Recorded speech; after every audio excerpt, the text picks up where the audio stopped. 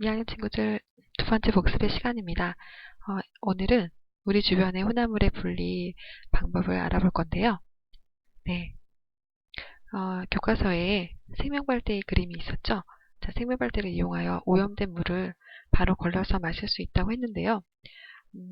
아프리카 친구들은 물의 오염 때문에 생명에도 큰 문제가 생긴다고 했어요. 그래서 생명발대를 발명해서 그들에게 제공을 하고 있다고 했습니다. 그러면 이렇게 혼합물을 분리하는 또 다른 방법은 어떤 것들이 있을까요? 네, 직류탑에서 원유를 분리하는 방법, 바다에 유출된 기름띠를 제거하거나 또 지난번에 봤듯이 염화나트륨과 붕산의 혼합물을 분리하는 그런 방법들이 있었죠. 지난 시간에 용해도 차이로 혼합물을 분리했던 그 내용들이 정리가 됐나요? 염화나트륨과 붕산의 혼합물은 물 100g에 완전히 녹여서 실험을 했었어요. 그런데 만약에 물 100g이 아니라 물 50g에 염화나트륨과 붕산을 녹인 실험을 한다면 여러분들 용해도 곡선에서 어떻게 계산을 해야 될까요?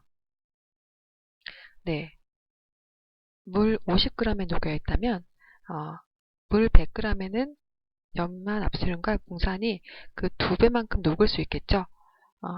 그렇게 배수로 계산을 해서 정리를 하면 될 것 같습니다. 자, 그래서 여러 가지 물질이 섞여 있는 혼합물을 분리할 때 여러 가지 물질의 특성을 고려해야 함을 여러분 확인하고요. 다양한 분리 방법을 알아보겠습니다. 자, 지금 옷에 기름때가 묻었어요. 자, 기름을 녹이는 용매를 사용해서 이 옷에 묻은 기름때를 제거하는 그림이에요. 두 번째는 키질을 해서 곡식에 있던 그 껍질과 곡식 알곡을 분리하는 그런 사진이고요.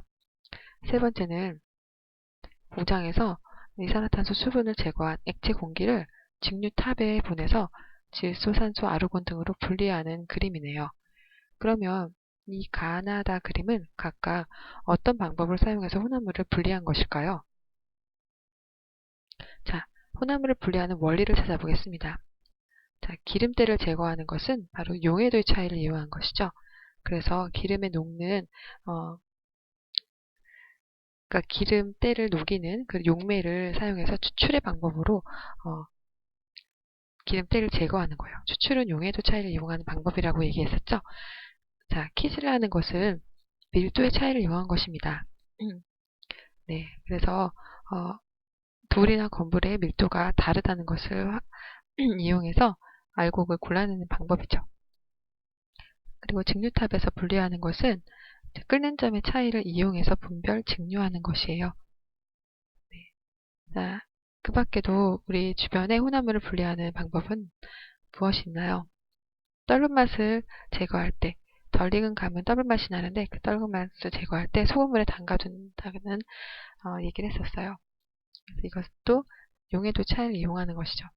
그리고 운동선수들의 도핑 테스트, 네, 금지된 약물을 복용했는지를 알아보는 그 테스트에서 크로마토그래피 방법을 사용해요. 이것도 용해도 차이를 이용하는 방법이죠. 바닷물을 가열해서 식수를 얻을 때는 네, 바닷물을 끓여서 끓는 점 차이를 이용해서 분리를 하죠. 그래서 증류의 방법이고요. 핸드드립 커피는 바로 추출인 용해도 차이를 이용하는 방법입니다. 그러면 여러 가지 물질이 섞여 있는 혼합물은 어떤 식으로 분리가 가능한가요? 자, 혼합물에 포함된 물질이 무엇인지 알아보고 혼합물에 포함된 물질의 특성을 조사를 해요. 여러 가지 물질의 특성들을 확인을 하고 단계적으로 한 가지씩 분리할 수 있도록 설계를 하죠. 자, 지금 다양한 사례들을 한번 정리해 볼게요. 이것은 매우 중요하니까 잘 정리해 주세요. 기름을 녹이는 용매를 사용하여 옷의 기름때를 제거한 것은 용해도 차이를 이용한 것이고요. 키질을 해서 건물과 돌을 골라낸 것은 밀도의 다른 점을 이용한 것이죠. 그리고 직류탑에서 기체들을 분리하는 방법은 기체마다 끓는 점이 다른다고 했죠. 그래서 끓는 점 차이를 이용한 분별 직류의 방법입니다. 덜 익은 감을 소금물에 담가두어 떡은 맛을 제거하는 것은 용해도 차이를 이용한 추출의 방법이고요. 자, 운동선수의 도핑 테스트는 바로 용해도를 이용한 크로마토그래피라는 방법이죠. 바닷물을 가열해서 수시로 얻는 것은 끓는 전 차이를 이용한 직류의 방법이고요.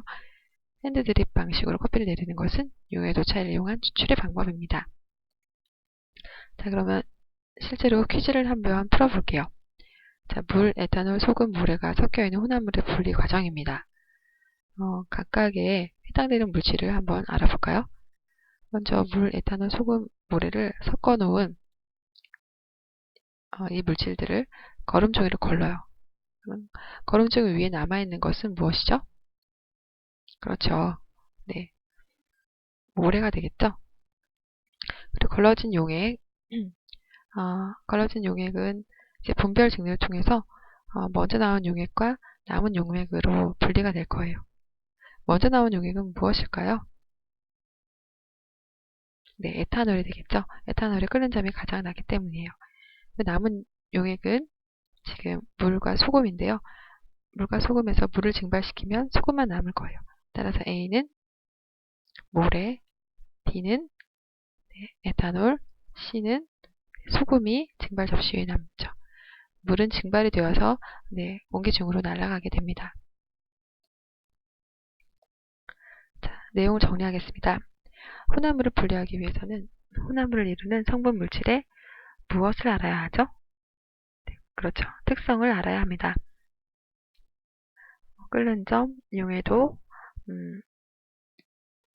밀도 등등의 물질의 특성을 알면 우리가 혼합물을 분리하기 용이합니다.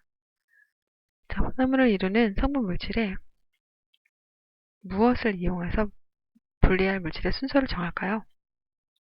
역시 특성의 차이를 이용해서 분리할 물질의 순서를 정합니다. 자, 이번 내용 간단하지만 각 사례에서 어떤 방법으로 물질을 분리했는지 혼합물을 분리하는 방법을 명확하게 알아놓으세요. 수고했습니다.